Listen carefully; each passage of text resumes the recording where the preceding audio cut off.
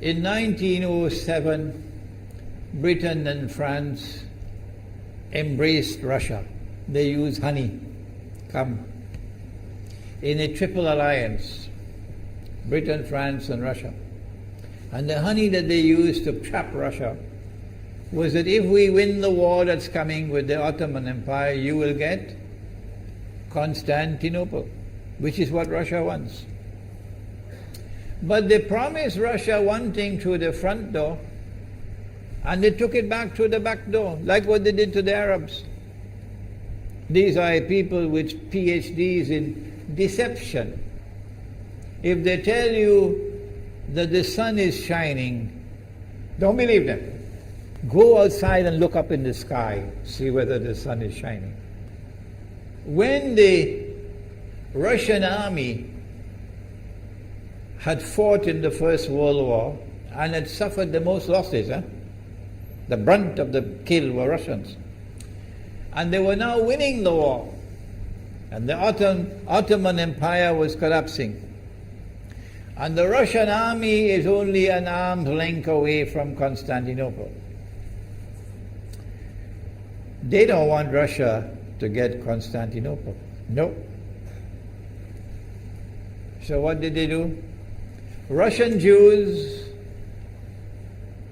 organized and executed the Bolshevik Revolution, which overthrew the Russian monarchy. They killed the Tsar and the whole family, overthrew the government, and took Russia out of the war. So the Russian army had to stop in its tracks and could not go to Constantinople.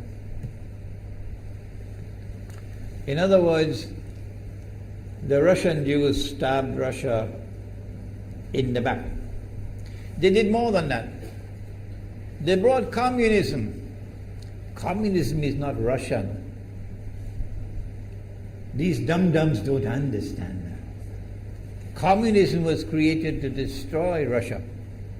Why don't these dum-dums understand it? Communism is not Russian. Communism was created to destroy Russia, to destroy the Russian Orthodox Church. So they brought communism in the Soviet Union.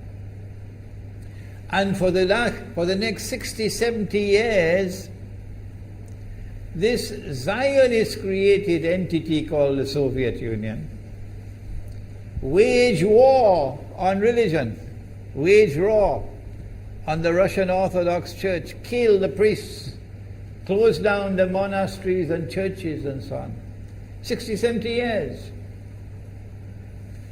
And then, when the appropriate time came and Israel came into being, it is this same Soviet Union which opened the doors for millions of Russian Jews to now migrate to Israel.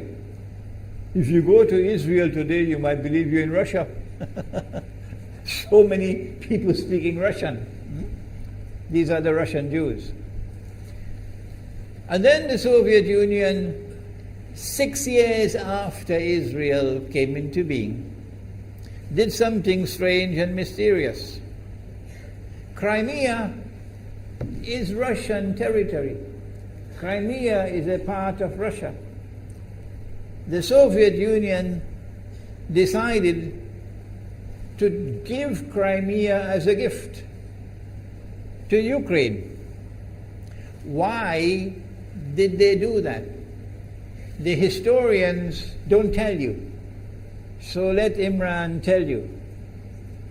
They gave Crimea to Ukraine in order to stab Russia in the back one more time.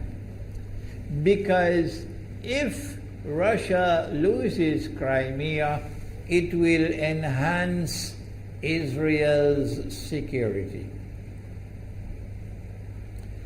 The Russian Navy is based in Crimea, and there's a straight line from Crimea to Constantinople.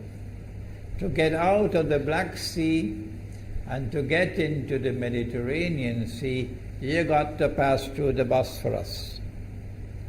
And the city of Constantinople is located right there on the Bosphorus. So they gave Crimea as a gift to Ukraine. They never bothered to consult the people of Crimea and get their consent. No. They never bothered to seek the permission of the Russian people. No. But Washington doesn't want to hear that. The foolish man who now sits in the White House of the United States, the foolish man who would like to pretend that he's a man of wisdom, he doesn't want to hear.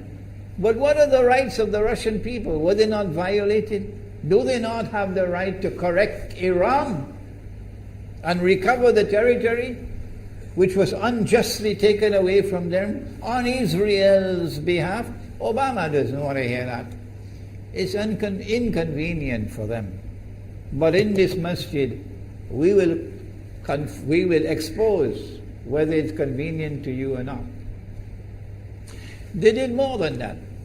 Not only did they give Crimea to Ukraine, but earlier on they gave eastern Ukraine. Eastern, part of it is now eastern Ukraine was Russian. It was Russian. And the Soviet Union gave it as a gift to Ukraine. Why is it being given to Ukraine? Answer is that when the proper moment comes, the same people who brought the Soviet Union into being now have a method by which they can cause it to collapse. The method that they're using now in Venezuela, popular demonstrations, they did it in Egypt, they did it in Tunisia. They are masters of that. They did it with the Soviet Union. I used to think that the Soviet Union collapsed because of Allah, Allah's kindness. But I was wrong. No, it was the Zionists who brought down the Soviet Union because they didn't need it anymore. Like tomorrow they wouldn't need you anymore, Saudi Arabia. And they wouldn't need you anymore, Islamabad. When will you understand that? They'll just throw you to the dogs. You served them long enough. So they brought down the Soviet Union. Why? So that Ukraine might emerge as an independent state. That's danger for Russia. They've prepared the way. And now Ukraine emerges as an independent state.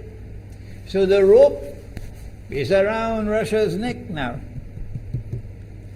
And from that day, when the Soviet Union collapsed, until yesterday, the relationship between Russia and Ukraine was always problematic. But the people of Ukraine still had the good sense and wisdom to appoint a government that was pro-Russian. The Zionists decided it's time for us to use our, the street demonstrations. And last October, November, December, the world witnessed Caracas all over again. And eventually, the Zionists got what they wanted. You have the money, and you can send in your special people, snipers who will kill, and so on, throw petrol bombs and so on. And eventually they got what they wanted. They created enough havoc. May Allah protect Malaysia from that. Ameen. Ameen. And the president of Ukraine fled. He's a democratically elected according to your method, Mr. Obama, according to your system. He's a legally elected president of Ukraine. And he had to flee. And these hypocrites in Washington and London and Paris who would like us to believe that they are honorable men. They are not. Instead of standing on the side of the legally appointed president and demanding the rule of law, they all showed their colors as hypocrites in immediately recognizing the new government in Ukraine. The new government in Ukraine is anti-Russian. That's what they wanted. That's why they brought down the Soviet Union, to bring in a Ukraine into being as independent state, and then to eventually get an anti-Russian government in Ukraine.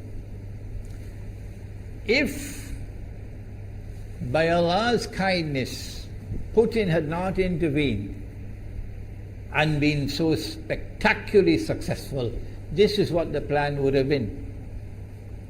The new government in Ukraine would have joined NATO, and Russia could not stop it. And when the new government in Ukraine joined NATO, NATO will then send its armed forces into Ukraine. It could include nuclear weapons. Then Ukraine will pick a fight with Russia and decide that Russia must now vacate Crimea. Shut down your naval base. The rope is now tightened around your neck. Russia has to put its tail between its legs and withdraw its fleet, Black Sea Fleet, from Crimea. Russia is no longer a naval power. Crick crack, you finish. And Israel will celebrate. That was the master plan. But Allah planned, and Allah's plan was successful. And it is time for the Muslim world to recognize and to see, I cannot influence governments, so what can I do? Don't bother, you waste your time with governments. But the people can understand that this was Allah's plan. They planned, the enemy planned for so long, and at the last moment Allah intervened. And Putin was able to get the people of Crimea to vote in a referendum. And they voted 90-something% in favor of returning to Russia. They were a part of Russia, and they want to return to Russia. So Putin was successful in delivering to the Zionist movement the first defeat it has ever suffered, significant defeat, in the more than 100 years since the Zionist movement was established. If that is not a sign from Allah, it's time for you to wake up.